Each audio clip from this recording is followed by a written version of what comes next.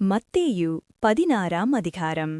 பரிசேயரும் சதுசேயரும் அவரை சோதிக்கும்படி அவரிடத்தில் வந்து, வானத்திலிருந்து ஓர் அடையாளத்தை தங்களுக்கு காண்பிக்க வேண்டும் என்று கேட்டார்கள். அவர்களுக்கு அவர் பிரதியுத்தரமாக, அஸ்தமனமாகிறபோது செவ்வானமிட்டிருக்கிறது, அதினால் வெளி வாங்கும் என்று சொல்லுகிறீர்கள். உதயமாகிறபோது செவ்வானமும் மந்தாரமுமாயிருக்கிறது, அதனால் இன்றைக்கு காற்றும் மழையும் உண்டாகும் என்று சொல்லுகிறீர்கள்.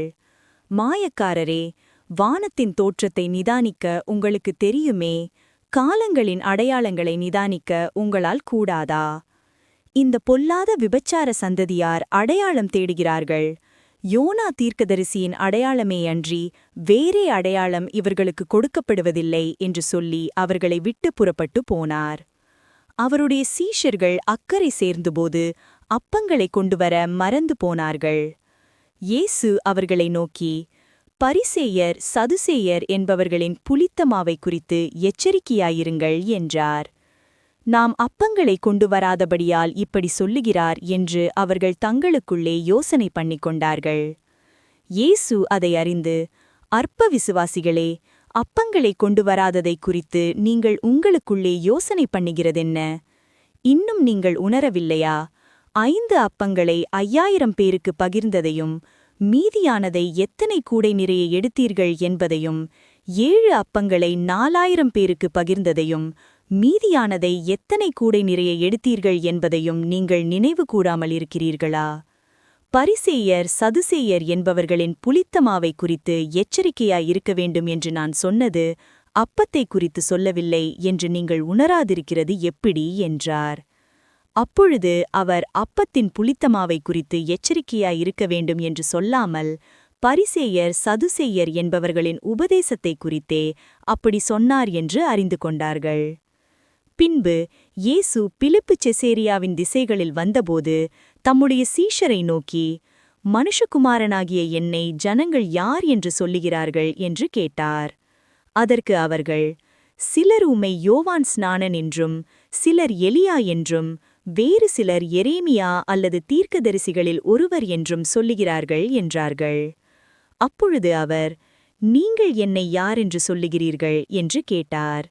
சீமோன் பேதுரு பிரதியுத்தரமாக, நீர் ஜீவனுள்ள தேவனுடைய குமாரனாகிய கிறிஸ்து என்றான். இயேசு அவனை நோக்கி, யோனாவின் குமாரனாகிய சீமோனே, நீ பாக்கியவான். மாம்சமும் இரத்தமும் இதை உனக்கு வெளிப்படுத்தவில்லை, பரலோகத்தில் இருக்கிற என் பிதா இதை உனக்கு வெளிப்படுத்தினார். மேலும் நான் உனக்கு சொல்லுகிறேன், நீ பேதுருவாயிருக்கிறாய், இந்த கல்லின் மேல் என் சபையை கட்டுவேன், பாதாளத்தின் வாசல்கள் அதை மேற்கொள்வதில்லை. பரலோக ராஜ்யத்தின் திறவுகோல்களை நான் உனக்கு தருவேன். பூலோகத்திலே நீ கட்டுகிறது எதுவோ அது பரலோகத்திலும் கட்டப்பட்டிருக்கும், பூலோகத்திலே நீ கட்டவிழ்ப்பது எதுவோ அது பரலோகத்திலும் கட்டவிழ்க்கப்பட்டிருக்கும் என்றார்.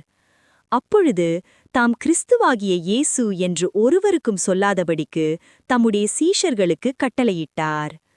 அதுமுதல் இயேசு தாம் எருசலேமுக்குப் போய் மூப்பராலும் பிரதான ஆசாரியராலும் வேதபாரகராலும் பல பாடுகள் பட்டு கொலையுண்டு 3ஆம் நாளில் எழுந்திருக்க வேண்டும் என்பதை தம்முடைய சீஷர்களுக்கு சொல்லத் தொடங்கினார். அப்பொழுது பேதுரு அவரை தனியே அழைத்து கொண்டு போய், ஆண்டவரே, இது உமக்கு நேரிடக்கூடாதே, இது உமக்கு சம்பவிப்பதில்லை என்று அவரை கடிந்து கொள்ளத் தொடங்கினான். அவரோ திரும்பி பேதுருவை பார்த்து, எனக்கு பின்னாகப் போ சாத்தானே, நீ எனக்கு இடரலாயிருக்கிறாய், தேவனுக்கு ஏற்றவைகளை சிந்தியாமல் மனுஷருக்கு ஏற்றவைகளை சிந்திக்கிறாய் என்றார். அப்பொழுது இயேசு தம்முடைய சீஷர்களை நோக்கி, ஒருவன் என்னை பின்பற்றி வர விரும்பினால் அவன் தன்னைத்தான் வெறுத்து தன் சிலுவையை எடுத்துக்கொண்டு என்னை பின்பற்ற கடவன். தன் ஜீவனை இரட்சிக்க விரும்புகிறவன் அதை இழந்து போவான், என் நிமித்தமாக தன் ஜீவனை இழந்து போகிறவன் அதை கண்டடைவான். மனுஷன் உலகம் முழுவதையும் ஆதாயப்படுத்திக் கொண்டாலும் தன் ஜீவனை நஷ்டப்படுத்தினால் அவனுக்கு லாபம் என்ன? மனுஷன் தன் ஜீவனுக்கு ஈடாக என்னத்தை கொடுப்பான்? மனுஷகுமாரன் தம்முடைய பிதாவின் மகிமை பொருந்தினவராய் தம்முடைய தூதரோடு கூட வருவார். அப்பொழுது அவனவன் கிரியைக்குத் தக்கதாக அவனவனுக்கு பலனளிப்பார். இங்கே நிற்கிறவர்களில் சிலர் மனுஷகுமாரன் தம்முடைய ராஜ்யத்தில் வருவதைக் காணும் முன் மரணத்தை ருசி பார்ப்பதில்லை என்று மெய்யாகவே உங்களுக்கு சொல்லுகிறேன் என்றார்.